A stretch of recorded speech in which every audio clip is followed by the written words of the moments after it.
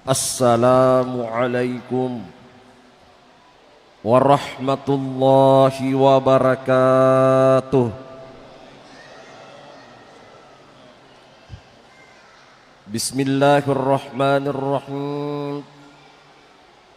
Alhamdulillahilladzi ja'alal insana khairi khalqih wa taharatan lil qulub wa salamatan lin nufus wa hadiyan ilal haqq. Wassalatu wassalamu ala ashrafil anbiya'i wal mursalin Sayyidina wa maulana Muhammadin wa ala alihi wa ashabihi ajma'in, amma ba'd. Jamaah tarwih yang dimuliakan oleh Allah Subhanahu wa ta'ala, insyaallah pada malam ke-6 bulan suci Ramadan yang saya ingin urai secara singkat kandungan ayat Al-Quran surah Al-Ahzab ayat ke-70, di mana Allah Subhanahu wa ta'ala berfirman,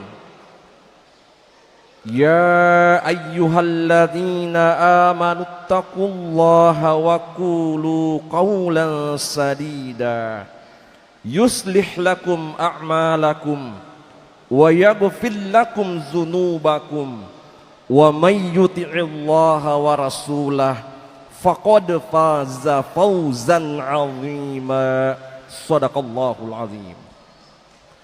Yang artinya, wahai orang-orang yang beriman, bertakwalah kalian kepada Allah Subhanahu wa ta'ala,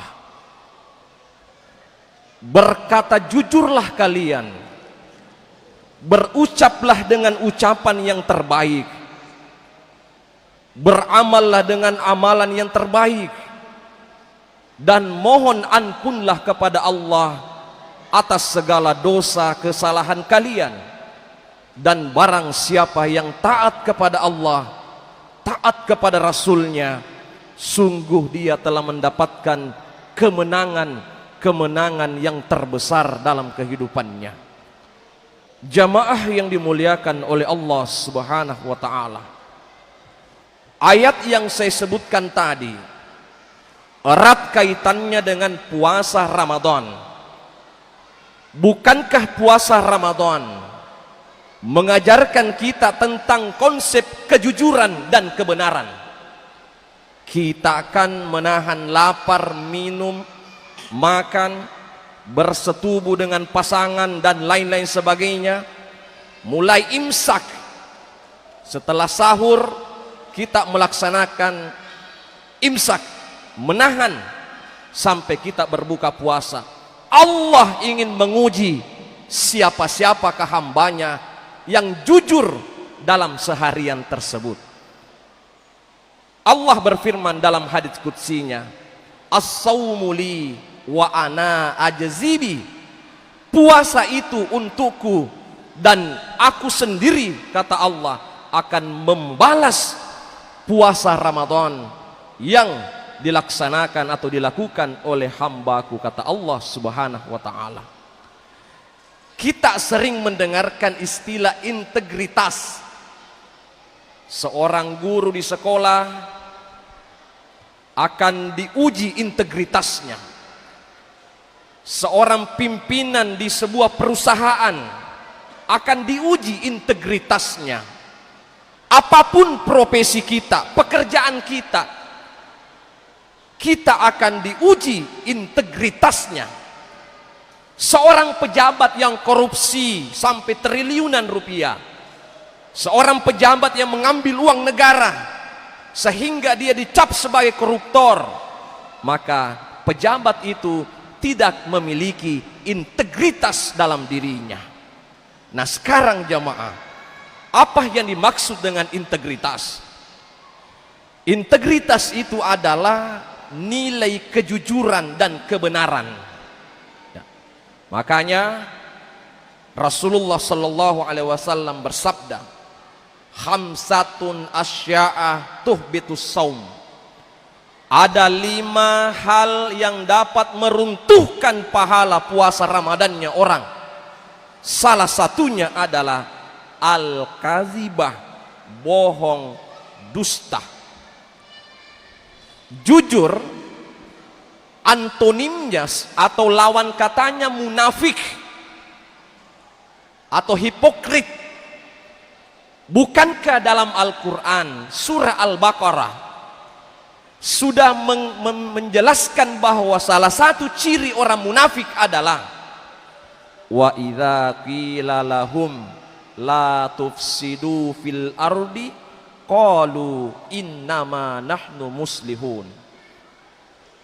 Allah menyebutkan orang munafik itu adalah ketika dinasehati, ketika diajak untuk jujur, jangan melakukan kerusakan di muka bumi ini.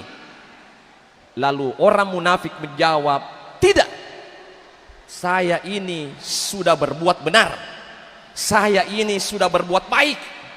Padahal apa yang dilakukan orang itu bertentangan dengan nilai ajaran agama Islam, sehingga orang munafik juga disampaikan oleh Rasulullah Shallallahu Alaihi Wasallam, ita ahdatha kathiba, ketika dia bicara dia dusta. Idza tumina khana, ketika diberikan amanah dia berkhianat. Wa idza wa'ada akhlafa, ketika dia berjanji ingkar pada janjinya. Jamaah yang dimuliakan oleh Allah Subhanahu wa taala, Luqmanul Hakim pernah menasehati anaknya. Itu kan dalam surah Luqman banyak ayat ya bunayya, nasihatnya Luqmanul Hakim. Tapi ini dalam hadis, Luqmanul Hakim menasihati suatu ketika, Luqmanul Hakim menasihati anaknya, wahai anandaku, ingat, selalulah berkata jujur kepada orang lain. Ingatlah kebaikan orang lain, jangan selalu mengungkit-ungkit kebaikanmu kepada orang lain. Dan ingatlah kesalahanmu kepada orang lain, jangan selalu mengingat kesalahan orang lain terhadap dirimu. Niscaya engkau akan menjadi orang yang bertakwa di sisi Allah Subhanahu wa taala. Makanya Bapak sekalian, saya ingin mengungkap satu kisah, cerita dari cicit Nabi Sallallahu Alaihi Wasallam yang bernama Sayyid Ali Zainal Abidin bin Husain bin Ali bin Abdul Muttalib. Cucunya Ali, anaknya Husain. Suatu ketika, kita ambil pembelajaran dalam kisah ini, Pak. Zainal Abidin sholat duha di masjid. Tiba-tiba ada seorang laki-laki datang ke masjid, juga mau sholat duha. Tradisi orang Arab, kalau dia mau membayar utang, dia singgah sholat duha. Itu dalam satu kisah. Sholat duha, kan ada utangnya ini orang, mau bayar utang, tapi singgah dulu di masjid untuk sholat duha. Singkat cerita, ternyata setelah sholat, laki-laki ini berkata, wah, tadi ada tas dompet saya di dekat saya, kok hilang. Sementara saya hanya berdua dengan orang yang pakai sorban, pakai jubah, yang sholat di dekat saya juga. Dia tidak tahu kalau yang sholat itu adalah cucunya Ali bin Abi Thalib, keluarganya Nabi Shallallahu Alaihi Wasallam. Dia bilang, jangan-jangan orang itu yang mencuri dompet saya. Dia tuduh, dia dekati. Assalamualaikum, wahai si fulan, kamu yang ambil uang saya pada saat saya sholat. Cucu Nabi mengatakan, bukan, saya tidak pernah mengambil uang kamu. Tidak, tadi saya bawa dompet, Pas saya sholat, khusyuk hilang. Sementara di masjid ini cuma kita berdua, tidak ada yang lain. Lalu Ali Zainal Abidin berkata, kalau begitu betul saya yang ambil uang kamu. Kalau begitu di mana? Ayo kita ke rumah. Ayo kita ke rumah, nanti saya bayar. Berapa uang kamu? 200 dinar. 200 dinar itu Pak, ada ulama yang menafsirkan 200 juta. Kalau sekarang 200 juta. Datang ke rumah Zainal Abidin, diberikan 200 dinar. Tabe ini wanta. Lalu kemudian kembalilah laki-laki ini, dia bayar utangnya. Setelah kembali ke rumahnya, ketemu istrinya. Pak, kamu dari mana? Dari bayar utang. Uang dari mana Pak? Ada uang saya. Ah, uang kamu itu ketinggalan di kamar. Uang kamu itu ketinggalan di kamar, di atas kasur. Menetes air matanya laki-laki ini. Dia mengatakan, subhanallah, siapakah gerangan laki-laki yang aku tuduh sebagai pencuri? Kenapa tidak marah? Kenapa tidak emosi pada saat saya menuduh dia sebagai pencuri? Lalu dia datangi, dia minta maaf. Lalu siapakah sebenarnya gerangan? Lalu istrinya Ali Zainal Abidin mengatakan, dia adalah cucu dari Rasulullah Sallallahu Alaihi Wasallam, anaknya Hasan, cucunya Ali, cucunya Rasulullah Sallallahu Alaihi Wasallam. Satu pembelajaran Pak, puasa Ramadan mengajarkan kita untuk memanage emosi, bagaimana kita jujur dalam kehidupan ini dan jangan terlalu sering mencurigai orang lain.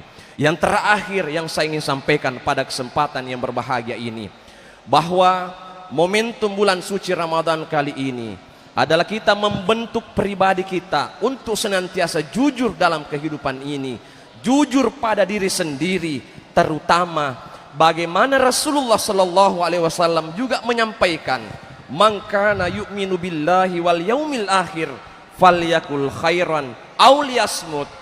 Kalau kamu beriman kepada Allah, maka buktikan, berkata jujurlah, ataukah lebih baik diam. Kalau tidak ada manfaatnya, berkata-kata itu sendiri. Oleh karena itu kepada seluruh jamaah, saya ingin menutup satu cerita lagi sebagai pembelajaran kepada kita semua, bahwa ada seorang dosen yang lagi memberikan final semester mahasiswanya. Ada 4 mahasiswa yang terlambat datang kuliah. 5 menit lagi sudah selesai finalnya. Datanglah 4 mahasiswa menghadap, ketuk pintu, dosennya marah, keluar. Kurang ngajar ini mahasiswa, sudah 5 menit lagi kita keluar, kamu baru datang. Datanglah seorang mahasiswa berani, Prof, saya ini tadi dari kampung, jauh dari kampung. Di tengah perjalanan ban mobil yang saya tumpangi meletus. Saya bantu sopirnya untuk mengganti ban mobilnya. Profesor mengatakan, kalau begitu selesai ujian teman-temanmu, kamu lagi yang 4 orang masuk ujian final. Singkat cerita, ternyata 4 mahasiswa ini dibedakan ruangannya, ruangan 1, 2, 3, 4. Dibagikan kertas untuk menguji kejujuran dari 4 mahasiswa ini. Pertanyaannya cuma satu, tidak ada kaitannya dengan mata kuliah yang diampu. Pertanyaannya sederhana, ban sebelah manakah mobil yang kau tumpangi itu meletus? 4 mahasiswa ini belum sempat kompromi, kompak, ban depankah, ban belakangkah, bang ini. Ternyata keempat mahasiswa ini bohong. Ada yang menjawab ban sebelah kanan depan, ada yang menjawab sebelah kiri depan, belakang kanan, belakang kiri. Ternyata beda-beda jawabannya. Ternyata apa pembelajaran yang bisa dipetik Pak? Satu, semakin kita bohong sama orang, akan kita tutupi kebohongan-kebohongan yang lain, dan pasti akan ketahuan juga. Sepandai-pandainya tupai melompat, akan jatuh juga. Sepandai-pandainya orang berbohong, menutup kedustaannya, akan ketahuan juga. Allah maha melihat, Allah maha mendengar. Mudah-mudahan ada manfaatnya. Saya akhiri dengan ucapan Assalamualaikum warahmatullahi wabarakatuh.